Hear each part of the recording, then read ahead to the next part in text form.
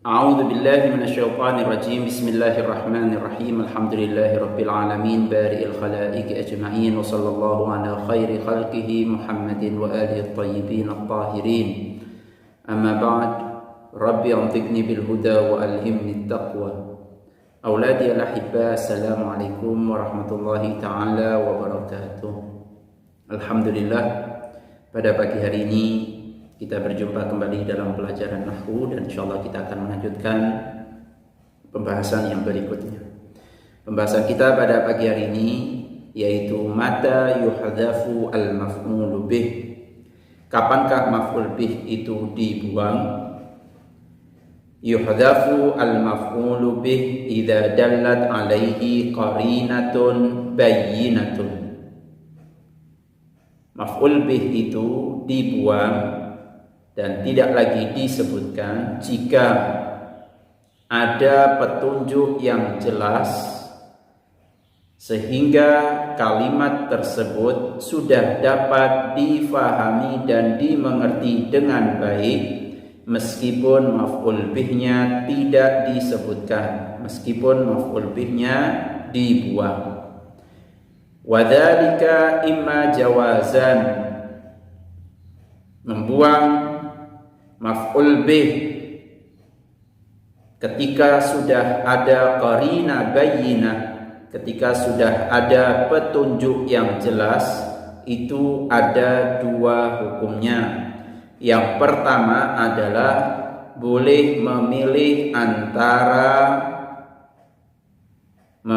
menyebutkan maf'ul bihnya atau tidak menyebutkannya, menetapkan maf'ul bihnya atau membuangnya. Seperti contoh, syariba Zaidun fartawa, Zaid minum hingga kenyang dari minum.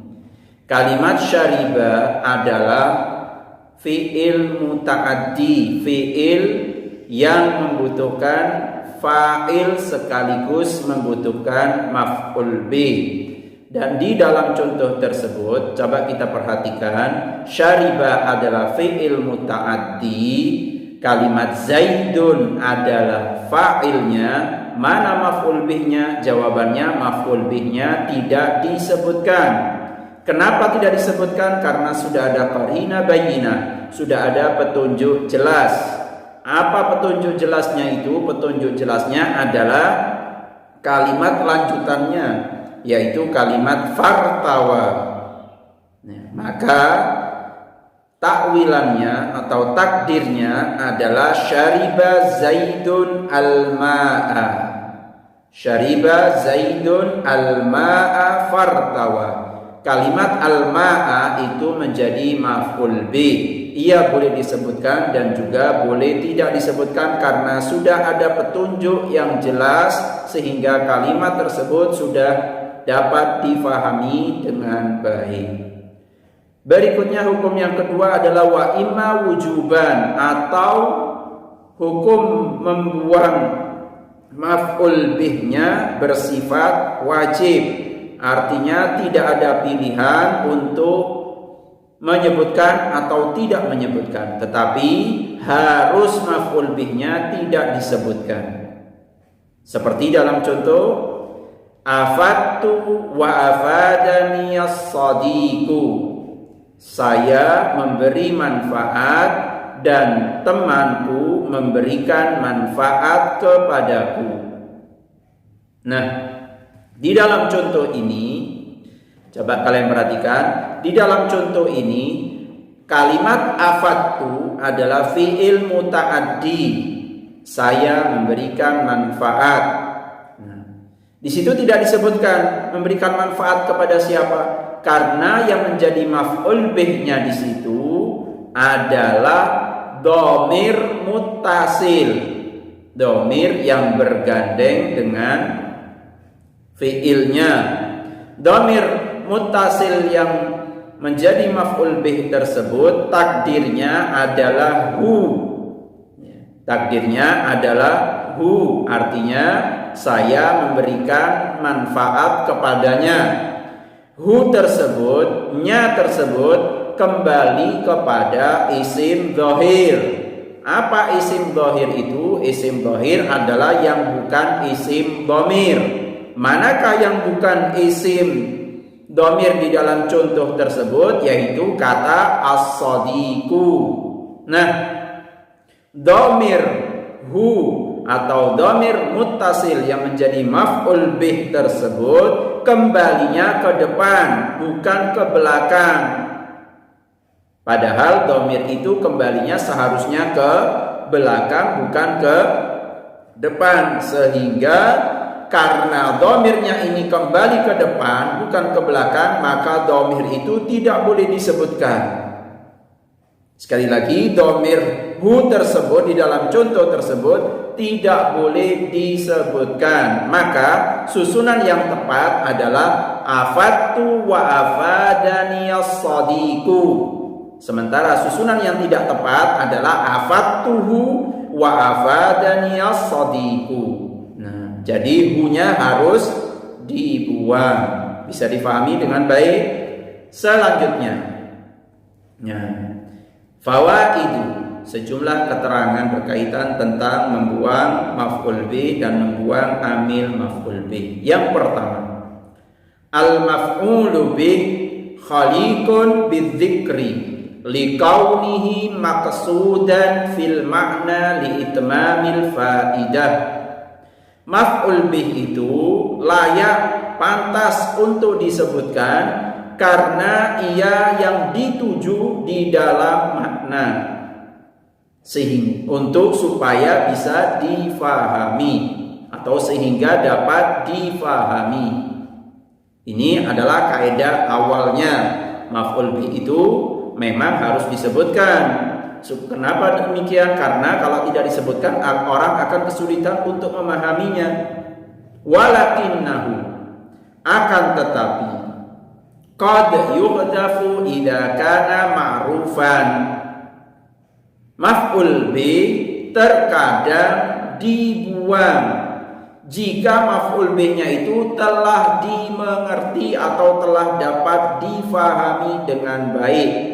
Seperti di dalam contoh berikut ini. Syariba Zaidun fasakara. Zaid minum sehingga ia mabuk, sehingga ia tidak sadarkan diri. Di dalam contoh tersebut jelas ada maf'ul bih yang dibuang dan tidak disebutkan. Namun namun kalimat tersebut dapat difahami dengan baik meskipun maf'ul bihnya tidak disebutkan.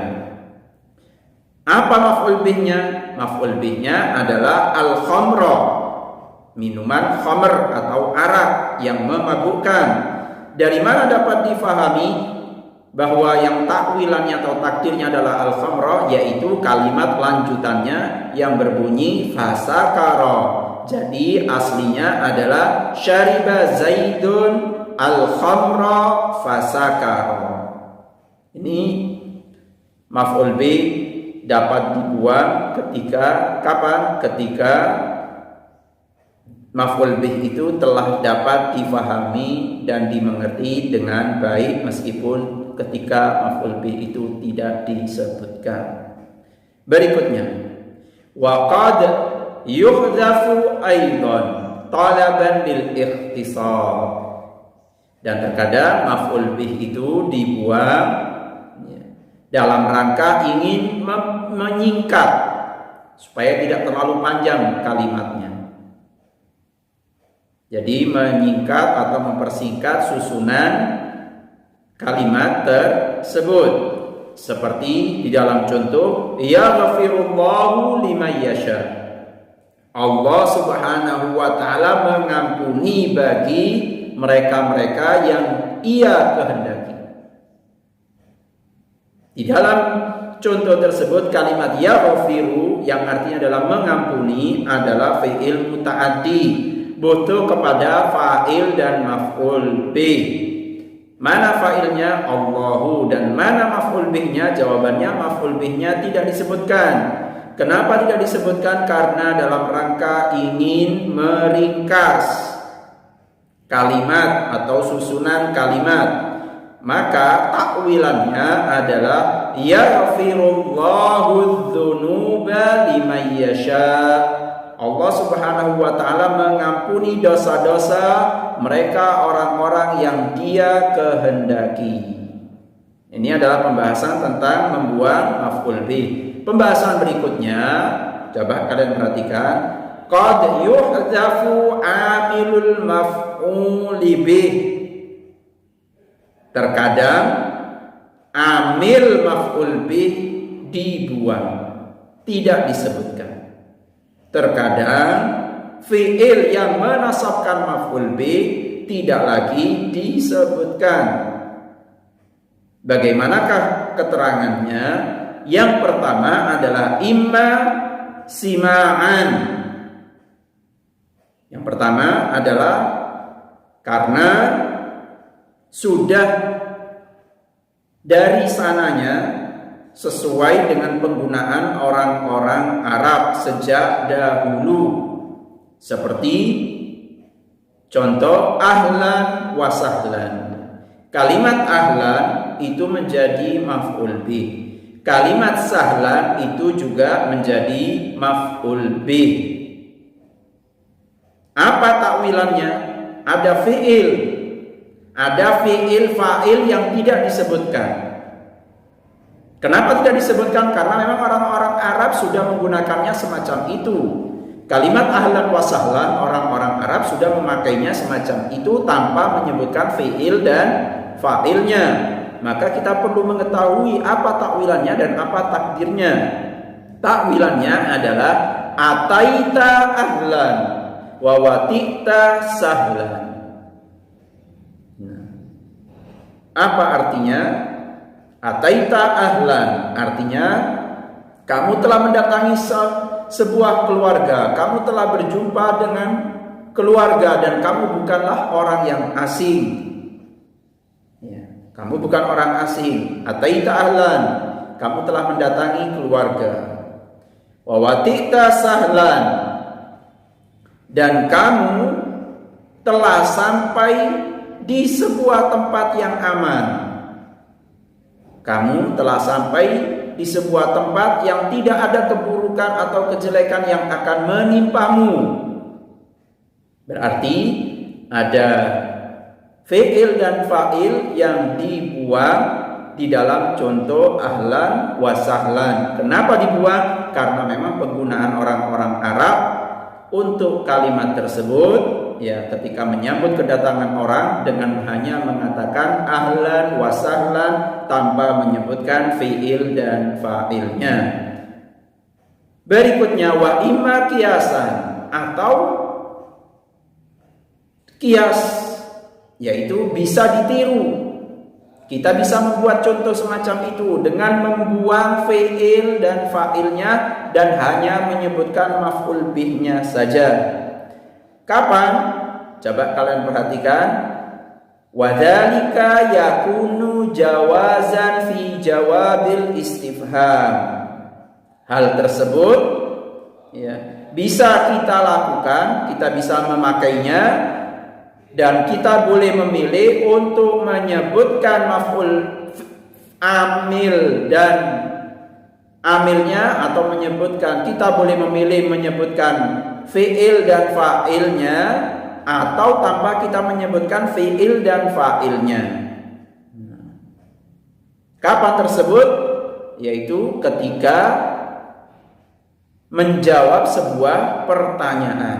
Seperti ketika kita mengatakan Zaidan, tiba-tiba kalimat Zaidannya kita baca dengan tanda nasab fathah. Nah, ketika kita ditanya man darabta, siapa yang engkau pukul, maka kita langsung menjawab Zaidan. Orang sudah paham bahwa ada fi'il dan fa'il yang dibuang. Apa fi'il dan fa'il yang dibuang? Yaitu darabtu Zaidan. Man darabta, ketika kita ditanya siapa yang engkau pukul, maka kita bisa menjawab dengan dua model. Yang pertama, darabtu Zaidan, Dan yang kedua, kita langsung menyebutkan tanpa menyebutkan darabtunya, kita langsung menyebutkan kata Zaidan. Selanjutnya, kapan amil atau fi'il yang menasabkan maf'ul bih itu wajib dibuang, yaitu di dalam bab ishtighal dan di dalam bab nida atau munada dan ikhtisas dan seterusnya, yang insyaallah kita akan pelajari pada pertemuan-pertemuan yang akan datang. Demikian yang bisa saya sampaikan pada kesempatan kali ini. Kurang lebihnya Ustaz mohon maaf yang sebesar-besarnya. Wabillahi taufiq wal hidayah, tsumma ridha wal inayah. Ghafarallahu lana wa lakum. Wassalamu alaikum warahmatullahi ta'ala